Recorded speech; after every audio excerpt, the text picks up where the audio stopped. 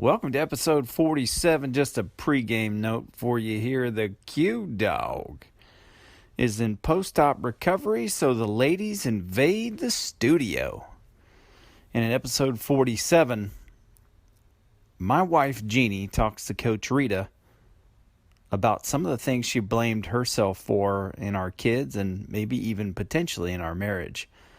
I hope you enjoy. And don't forget, if you have a question or comment, email us, coach@manvsmarriagepodcast.com. That's coach@man, V like victory, S like success, marriagepodcast.com. And check us out on Facebook at MVSM Podcast. Enjoy and roll tide. The podcast. How good do you want your life to be? You gotta live on purpose, for a purpose. It's truly about becoming the best version of yourself that's possible. This is Man vs. Marriage, the podcast. Welcome to another episode of Man vs. Marriage. We have Jeannie in the studio today, and it's going to be what do you want to call it? A extension of the episodes that Quincy and I sat down and did. You could go back and listen to those, and it just took a different turn when we were sitting down and talking, and Quincy had a discovery of being a burden and really trying to bring that out as to where that all started. Unbeknownst to us, we didn't know we were going to go and have a conversation in regards to autism. So I would just really highly recommend that you go back and listen to the last couple episodes. Episode 40, I'm looking at Quincy, 44, 45, 46. If you go back and listen to those, and then you'll understand where we're going with Jeannie. So why don't we just dive right on in? I know I do introductions totally different than Quincy. I don't have the announcer voice. Right. So I just want to welcome Jeannie. That's Quincy's wife. Quincy is in the studio, and so is Ashley, our wonderful, wonderful producer that she could cut and slice and dice this whole thing. So welcome, listeners. I'm just going to go ahead and we're just going to dive right in on this and really see the perspective, the insight, the world really that you and Quincy live on a day-to-day basis, having 3 children with autism, having multiples, 2 sets of multiples, a total of 8 kids. All girls but 1 boy, Hunter. All He's of them the oldest. are 15 to 18 months apart, too. And the age is Anissa's? Anissa will be 12 this Sunday, and Hunter is 18. So that's a load. That is definitely a load. So when I was coaching Quincy, he had discovered that he just felt like a burden. And he felt like he had to take care of everything because he didn't want to burden anybody else. And just in the conversation, trying to figure out where that came from. And lo and behold, he discovered that it really emphasized itself or really showed up when your kids, all the discovery. So why don't you just kind of share each of your kids, just share so that people could kind of have a background of where it is and what it is that you're dealing with. Okay, so Hunter being the oldest, he was born with microtia, so he's hard of hearing in one side. He's got a 70% loss. So we were dealing with that in the beginning. He didn't get diagnosed as autistic until he was 8 because the symptoms are very similar. And the behaviors are very similar for someone who can't communicate clearly. So that makes sense. We didn't know. And by the time we got to that diagnosis, we had already been in the lane of dealing with deaf and hard of hearing versus autism. He was diagnosed at 8. Kirsten, Hannah, and Gracie were 3 months preemie. Those are my triplets. They all had difficulties from the get-go. Right. But Hannah had the most with brain surgeries and things of that nature. 23 actually, total, since she was born until 6 years ago now, going on 7. Seizure-free and no revisions. So we're doing good. She is high function. Hunter is moderate to severe. Kirsten started out normal, was developing just fine, and at 5 years old, somewhere between 4.5 and 5, lost speech, just didn't really interact with anybody. Everything just kind of shifted. We didn't know about her because she was developing just fine. And when we took Hannah in to get checked for her diagnosis, because she had a major seizure and she had all these brain surgeries and stuff, and we were noticing changes in behavior. She went from being my bright, bubbly kid and my really smart kid to she's still really intelligent, but she just couldn't put things together. And then she couldn't be around people. She couldn't be around noise. We noticed repetition, things like Dora, things that had 3 steps. That was her safe place. Right. So when we took her in to get diagnosed, of course, you don't go anywhere when you have 4 kids in diapers. You don't go anywhere without all 4 kids. So when we went to the neurologist for Hannah, Kiki was sitting on the end of the bed and she was looking out the window and the wind was blowing and the tree was swaying. Kirsten started swaying with the tree. I didn't think anything of it, but the neurologist is working with Hannah. She's got lights and sounds toys going on. She's shaking things. She's watching how she moves, what noises bother her. Kirsten never budged. I didn't think about it until the neurologist said, okay, well, Hannah's definitely high function, but this one over here we need to watch. She's definitely on the spectrum.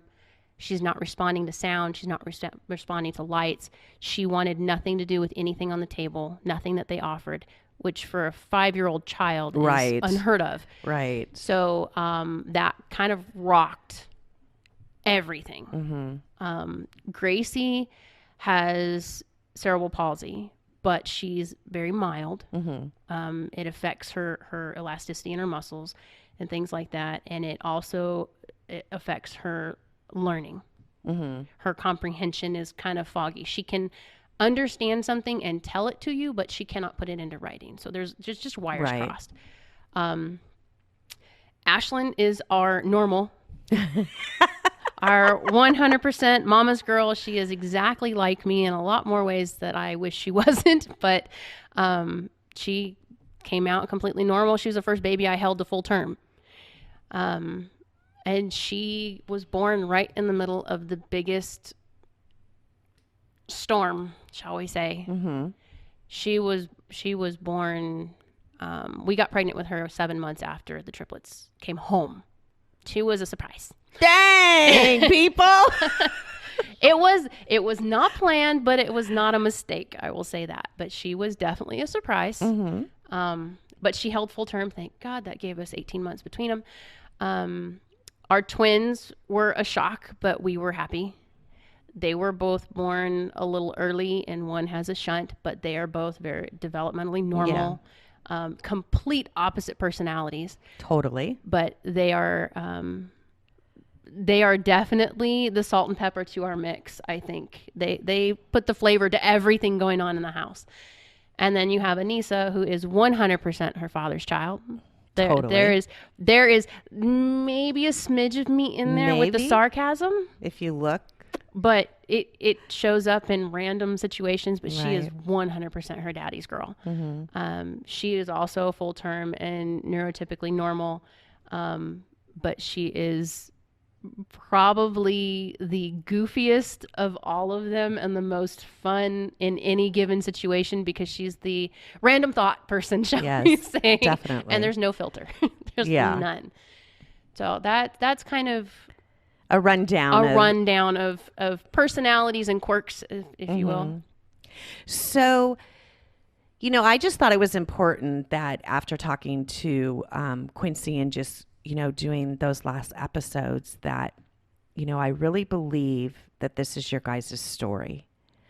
I believe that there are a lot of families out there that have this in the mix of what you guys are dealing with. It seems as though autism is so much more, I don't want to say popular, but it's so much more, it seems like Common. it's commonplace now. I don't know the statistics as far as, how many kids actually are out there with autism. When our kids were diagnosed, it was 1 in 88. Right. And that is 10 years ago. Right. So I haven't, to be honest with you, I avoid any statistics. I avoid any autism help, any social groups, any of that stuff. Why is that? Explain that to the listener. It's depressing. Okay. To be perfectly honest, from myself, it depressed me because when we first got the diagnosis, we went to all these classes because my mindset was fix it. Whatever I have to do to fix it to make them as normal as they could possibly be, that's what we're going to do. So I dove into every information outlet I could find, dietary, doctors, you name it. And one group we got involved with was huge. And everything we heard from that very first meeting was, you're going to have to fight for this. You're going to have to argue about this. This is going to happen. This is going to happen. This is going to happen. And it just sunk me because it just laid out the road for me that everything I'm going to do is going to be a battle. Right. And on top of that, we're pushing how many of the people were in that particular class we were in, they were divorced. It was, That's interesting. you have a 50 to 60% chance of divorce when autism hits your house because one or the other parent can't handle the workload. Right. And we already had multiples, so that was already a load. We were pregnant in the mix of all of it, always. So that was constantly adding to what we already had. So Right. it was just, for me, it was, at first I wanted it. And then the more I listened to it, the more I just pulled away from it. It's like, I don't do well with negative in my face. And I was already dealing with 3. Right. So what they were portraying is everything that you're going to have to do from this point forward is going to be a fight. You were already in a fight anyway. So Sanity. right. Sanity so is a just fight in to itself. bring, more of the battle, even more intense, that just was like a turn off for you then. Yeah, they're not all bad. I don't want people to think don't look for help Right. because that's not what I'm saying. But just for you. For me in that particular group, we did gain a lot of information. Quincy and I went to a couple of conferences with them, and we gained a lot of information that was helpful. Right. But there was just a lot of, there's just a lot of not necessarily victim mentality, but just this is happening to us. Right. And it shifted how I looked at things. And it took me several years to come out of where we were to Right. realize this didn't happen to us. This wasn't something that, it's like, everybody wants to blame a vaccination. They want to blame their early birth. They want to blame genetics. They want to blame this and that. Look, I'm not blaming anything or anybody. If you really want to look at it, honest to God truth, I blamed myself because I couldn't carry him full term. So how did you work through that? Because I know there's a lot of blame, a lot of guilt, a lot of you have no idea. like even like what you just said, Quincy, on the back thing, blaming God. I mean, you place the blame everywhere because it just seems a little bit more easier. But I don't know, how do you work through that? How do you come from getting all these diagnoses and so your kids were 5. Kiki's 17? She'll be 17 in December. Right. So, I mean, how do you digest all this information, work through guilt, blame, whatever those emotions are, and still stand? Because I know the listener out there, like, you guys might not be dealing with autism in your marriage, but we're all dealing with something because life has a way of doing that to us. Sideswipes you. It totally sideswipes you. Like things come in and you just like, okay, like I was telling you earlier, like I didn't sign up for this. No. So even though we're talking about autism, we're talking about, the things that have challenged you guys in your marriage. They're all challenges.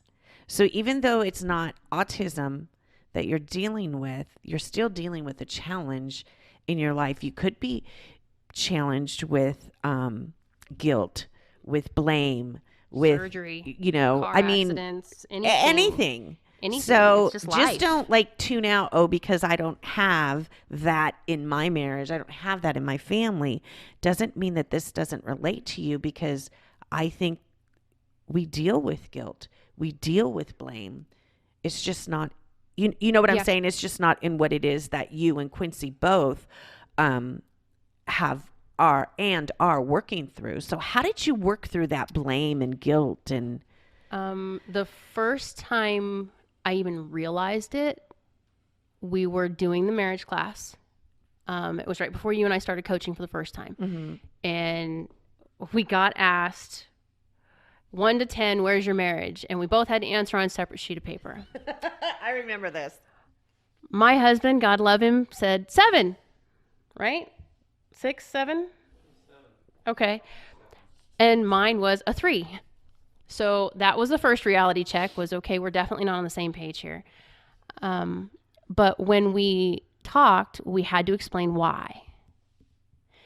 And my why was I felt guilty for putting him in the position he was in, because he was working 2 jobs. Mm-hmm. He was gone all the time. He was trying to put food on the table because there was a lot of times we didn't have. 8 kids kind of does that to you. Right. But I don't blame them for it. Mm-hmm. But the first step was admitting to him that I took the blame, because I was the one who told the doctor that night, no more medicine, I'm done. I can't do this anymore. Mm-hmm. I had been in the hospital for 6 weeks with the triplets. I had been on all kinds of ugly medication just to keep them in. Right. And the guilt trip at that point was the doctor saying, if you don't do this and they're born, they're going to die. Mm-hmm. Okay, well, I can't physically deal with everything that was going on and the emotional stuff that was going on and trying to work through. You just have to lay in bed and eat 4,000 calories a day. Don't puke it up, and you can't walk anywhere by yourself. And there was no windows at the time in the rooms. This was the old hospital. I was going stir crazy, and it was Thanksgiving and Christmas And time. you still had Hunter. I still had Hunter. Mm-hmm. He had just learned to walk, and my mom and my husband were getting to watch it. And I was stuck in a room during Christmas. Thank God they were born on the 9th. But I felt bad because they gave me the shots. They kept giving me medication. They kept telling me, you're going to be fine, you're going to be fine, you're going to be fine. Just keep doing what we're telling you. And I finally rolled over one night and I just told Quincy, it's like, I'm done. I cannot do this another day. They came in and I had been in contractions for 6 weeks solid. So Holy yeah, exactly. man. So even though I was medicated, so I didn't feel all of it. Right. But just put yourself in the position of how tired you were just giving birth to one. Okay. It could have been 2 hours. It could have been 36 hours. Everybody goes through something different. Right. I had 3 kids in my stomach, 1 breech. So no matter what I did, I was having a C-section. Right. My body is too small to hold them. I'm on way more meds than anybody should be taking. I'm beyond, you talk about mood swings. Oh my gosh. You put a woman on mag, just run. My nurse even straight up told people, she's just moody today. And I was not very kind to her and very colorful in my response. So I had one nurse I loved because her answer to everything was Reese's peanut butter cups. I'll bring you Reese's, honey. Just hold on. I loved her. But